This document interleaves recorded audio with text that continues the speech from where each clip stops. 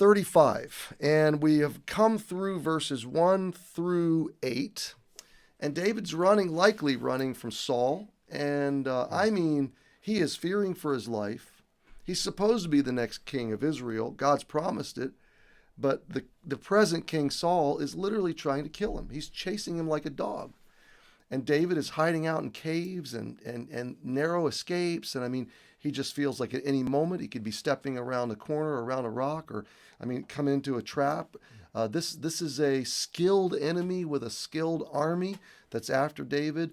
And he's casting all of his dependence on God, and he's begging God to confound, to confuse, and bring divine disruption to his enemy. And then we come to the end of verses 7 and 8, where David says, God, you let my enemy fall into his own trap and into his own destruction. And then verses 9 and 10. And I left off yesterday with a question with Morris. We're going to answer that question in a minute. And that question was, have you ever been delivered from injustice, from a situation of injustice? Well, David says, and my soul. So as a result of God's deliverance, and here's the beautiful part of this psalm. David knows by faith, based on the promise of God, he's going to be delivered. That's great. So it's a foregone conclusion. Mm-hmm. In other words, he's praying out of assurance. Mm-hmm. He's not praying like, oh, I hope this will happen. He knows it's going to happen. Right. He's praying it'll come sooner than later, I think. Sure. He wants to stop running. But now we get a sense of the other view, the assurance of his heart. And my soul, now by faith, hoping in the promises of God, he knows that his soul shall be joyful in the Lord. It shall rejoice in his salvation. All my bones shall say, it's going to permeate his whole being. All my bones shall say, Lord, who is like unto thee, which deliverest the poor from him that is too strong for him, yea, the poor and the needy from him that spoileth him. So, Morris, wow. Has God ever had you in a moment where you were overpowered by injustice and he delivered you? Yes, absolutely. I know you could speak of the same subject at hand. If I can just preface my comments by what you just read there in verse 9, my soul shall be joyful. Just like you said, he knew this is going to happen.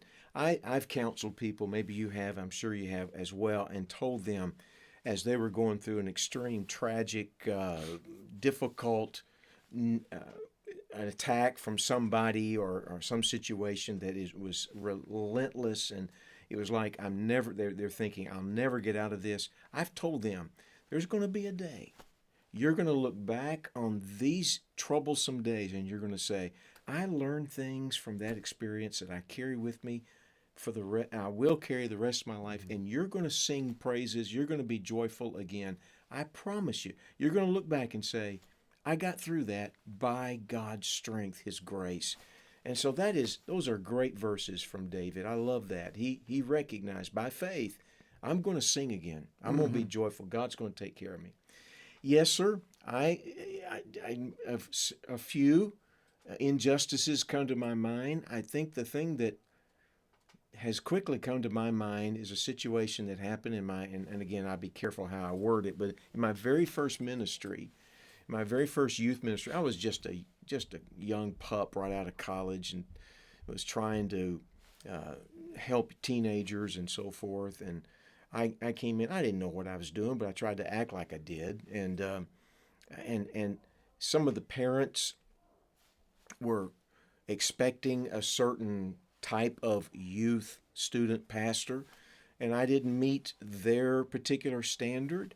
And again, trying to be careful with the details, there was one particular strong voice, not the only voice, but one particular strong voice who had 3 teenagers himself in my youth ministry, in our church's youth ministry, who became very vocal against me, was opposed to anything I ever did, and began to verbalize it and spread it throughout the church. Here I am in my early 20s, and then on top of that, the pastor who had called me to serve under him, the senior pastor, I'd been there 6 months, not long enough to hardly get unpacked, and he resigned the church and left and took another church somewhere else.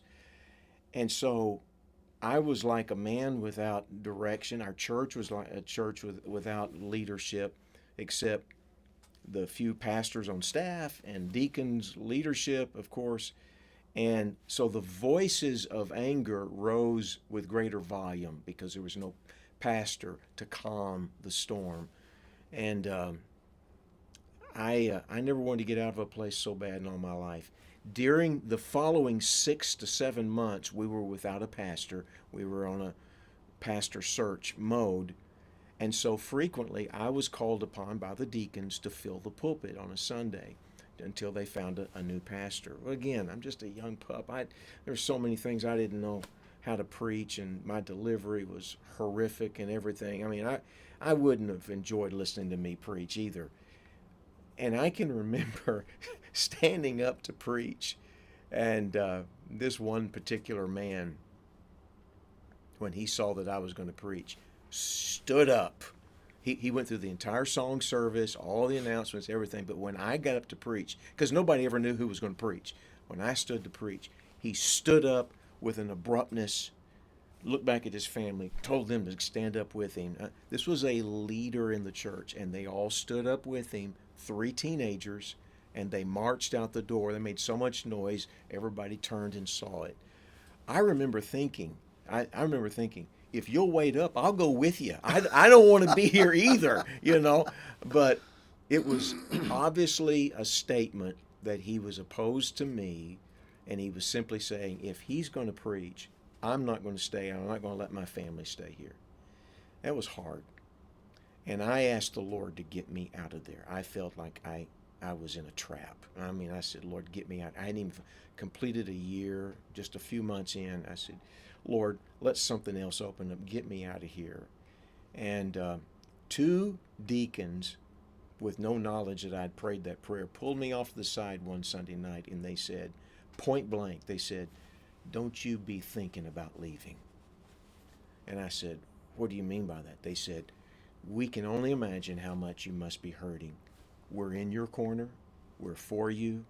Don't you think about leaving. We're going to get a new pastor. You're going to be fine.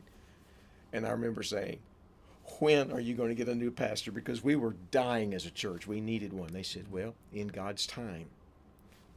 The rest of the story, I hesitate to tell the rest, but I will. That particular family, that man, left the church. Come to find out, he had already caused a ruckus in a previous church, a church split. He was striving to make a problem in our church and was causing problems. There were voices all over in disarray. He went elsewhere and began to disturb a third church, as far as I know, the third church that he was causing problems. And I remember the day I got a phone call the following year. A pastor friend of mine called, and he said, you remember, you know that man that you had problems with at your first church? And I said, oh man, yeah. He said, he just fell over a heart attack in his house. He was in his 30s. And I don't know, did God take him? I don't know. But the man, God took him, but as a result of the reasons. Behind, that's in God's hands. I wasn't, back in my situation, I was too scared to know how to fight. I didn't know how to seek revenge. I hopefully did what David did here in Psalm 35. I just cried out to God and I said, plead my cause. Lord, help me in this situation. I don't know what else to do. Mm-hmm. And I was wanting to get out of there. And lo and behold, the Lord kept me there for 14 years. And but he cleaned things up, and he vindicated my desire to do the right thing while I was there. Now, that I made tons of mistakes, and there were people who had to probably come talk to me about things that could have been done differently, and I appreciated it. But, you know, those who were in seeking to hurt, God takes care of them. Mm-hmm. God deals with them. And again, we could talk about other situations of people who attacked us through the years, and some of which we probably deserve some of the problems that we caused on our own, but the way in which it was handled was not right. And so I felt like what David is saying here in Psalm 35, that without cause they have gone after me and set a net for me and tried to catch me and put me in a dark and slippery way. God, please, I don't know what to do. You take care of them. Close their mouths. I don't want to get into a social media war with them and go back and forth and back and forth. They're in your hands. God, you take care. That's the only way to live. Yeah. And that's an awesome way to live. It is. So, my friend, we have been challenged first by David in the Psalm, and secondly by Morris. But we leave you this thought: your soul shall be joyful. Amen. You will sing again. But keep your eyes on Him. Put the whole situation in His hands, and let Him bring about His vindication, His justice. Let Him plead your cause, His way, in His timing. Hey, happy Wednesday, and we'll see you tomorrow.